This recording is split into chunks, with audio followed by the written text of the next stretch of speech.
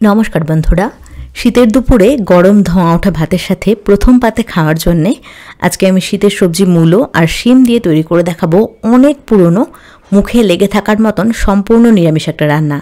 রেসিপিটা যদিও খুবই সহজ সাধারণ, একদমই ঘরোয়া রান্না, প্রায় বিনা মশলায় এটা হয়ে যায়। তবে এর সুগন্ধেই কিন্তু এক থালা ভাত খাওয়া হয়ে যায়। খেতে এটা এতটাই দুর্দান্ত। তো রান্নাটা করার জন্য এখানে দুটো মাঝারি সাইজের লাল মূলো এরকমভাবে জিরি জিরি করে কেটে নিয়েছি, আর তার সাথে নিয়েছি 5-6টা শিমটাকেও এরকমভাবে সরু সরু করে কেটে নিয়েছি। সবজিটাকে ভালো করে ধুয়ে তারপরে কেটেছি। সবজি কাটার পরে কিন্তু আমি আর ধুইনি। রান্নাটা করব সর্ষের তেল দিয়ে। তো কড়াই গরম করে কড়াইতে 2 টেবিল চামচ সর্ষের তেল ভালো করে গরম করে নিয়ে ফোড়নের জন্য দিয়ে দিলাম সামান্য পরিমাণে মেথি আর একটুখানি কালো জিরে, একটা শুকনো লঙ্কা দিয়ে দিচ্ছি। মিডিয়াম আছে 10 থেকে 15 সেকেন্ডের জন্য ফোড়নটাকে ভেজে নিচ্ছি। মেথি দেওয়ার কারণে দারুণ একটা ফ্লেভার আসে। তো খুব মিষ্টি একটা সুগন্ধ বেরিয়েছে ফোড়ন থেকে মেথি আর শুকনো লঙ্কা ভাজার। এবার প্রথমে মূলোটাকে ভেজে নিতে হবে। মূলো যেহেতু শিমের তুলনায় সেদ্ধ হতে সময় একটু বেশি লাগে, সেজন্য মূলোটাকে সামান্য পরিমাণে নুন দিয়ে প্রথমে একটু হালকা করে ভেজে নিচ্ছি। তবে কম আছে বা ঢাকা দিয়ে ভাজবো না, মিডিয়াম আছে জাস্ট 2-3 মিনিটের জন্য একটু হালকা করে ভেজে নিচ্ছি। যেহেতু একদম সরু করে কেটেছে সেজন্য খুব সহজেই কিন্তু এটা সেদ্ধ হয়ে যাবে। একটু ভেজে নিলে সবজির কাঁচা গন্ধটা চলে যায়, কাঁচা ভাবটা চলে যায় সবজির, আর খেতেও কিন্তু ভালো হয়। তো মূলোটাকে এখানে একটু হালকা করে আমি ভেজে নিয়েছি। এবার শিমটাকে দিয়ে দিচ্ছি। পরিমাণ মতন হলুদ দিয়ে সব কিছুকে ভালো করে একসাথে মিশিয়ে নেব। মেশানো হয়ে যাওয়ার পরে গ্যাসের আঁচ একদম কমিয়ে 3-4 মিনিটের জন্য ঢাকা দিয়ে রাখবো, যাতে করে সবজিটা ভালো করে ভাজা হয়ে যায় আর ভাজতে ভাজতে ভালো করে সেদ্ধ হয়ে যায়। তো একটা ঢাকনা দিয়ে ঢেকে দিচ্ছি। এখানে দেখুন 1 মুঠো মতন মটর ডাল ভালো করে ধুয়ে নিয়ে 2 ঘন্টার জন্য জল দিয়ে ভিজিয়ে রেখেছিলাম। ডাল খুব ভালো করে ভিজে গেছে। এবার ডালটাকে ভালো করে ধুয়ে নিয়ে শিলপাটাতে নিয়ে নিয়েছি। যেহেতু খুব অল্প পরিমাণে ডাল সেজন্য আমি শিলপাটাতে বেটে নিচ্ছি। আপনারা চাইলে কিন্তু মিক্সিতেও এটা বেটে নিতে পারেন। তো 3টে কাঁচা লঙ্কা সামান্য পরিমাণে নুন দিয়ে ডালটাকে আমি বেটে নিচ্ছি। তবে ডাল বাটার সময় বেশি জলের ব্যবহার করব না, একটু শুকনো শুকনো করে ডালটাকে বেটে নেব। মানে খুব অল্প জল দিয়ে একদম শুকনো শুকনো করে ডালটাকে আমি বেটে নিয়েছি।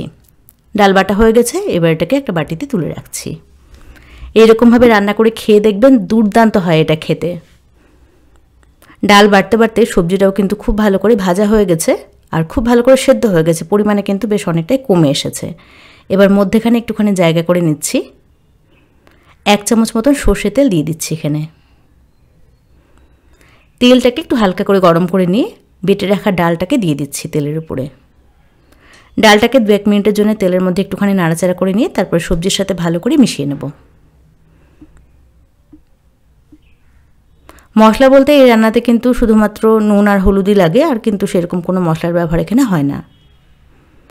তো ডালটাকে একটুখানি তেলের মধ্যে নাড়াচাড়া করে নিয়ে সবজির সাথে ভালো করে মিশিয়ে নিয়ে সবজিটার সাথে ডালটাকে বেশ ভালো করে ভাজা ভাজা করতে হবে।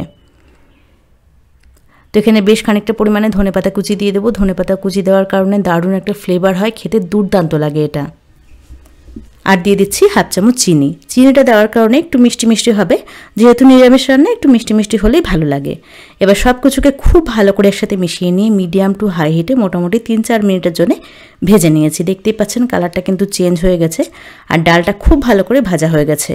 রান্নাটা প্রায় শেষের দিকে। নামানোর আগে একটা কাঁচা লঙ্কা কুচি করে রেখেছিলাম, সেটা দিয়ে দিলাম। আর খুব সামান্য পরিমাণে একটুখানি আদা বেটে রেখেছিলাম, তো সেটা দিয়ে দিলাম। আদা বাটা আর কাঁচা লঙ্কা কুচিটা কিন্তু এই সময় দিতে হবে। তো আদা বাটা আর কাঁচা লঙ্কা কুচিটাকে ভালো করে রান্নাটার সাথে মিশিয়ে নিচ্ছি। তারপরে জাস্ট 2-1 মিনিটের জন্য একটু ভাজা ভাজা করে নেব। তাহলেই কিন্তু তৈরি হয়ে যাবে শিম আর মূলো দিয়ে অপূর্ব স্বাদের চাপড় ঘন্ট। গরম ভাতের সাথে প্রথম পাতে খেতে দুর্দান্ত লাগে। সুন্দর করে একটু ভেজে নিতে হবে, তাহলে ভালো হবে খেতে। তো এখন কিন্তু রান্নাটা পরিবেশন করার জন্য একদম রেডি। ব্যাস তৈরি হয়ে গেল সম্পূর্ণ নিরামিষ দারুণ স্বাদের চাপড় ঘন্ট। তো কেমন লাগলো আজকের রেসিপি সেটা অবশ্যই কমেন্টস করে জানাবেন। ভিডিও ভালো লাগলে একটা লাইক করবেন আর চ্যানেলটাকে সাবস্ক্রাইব করবেন।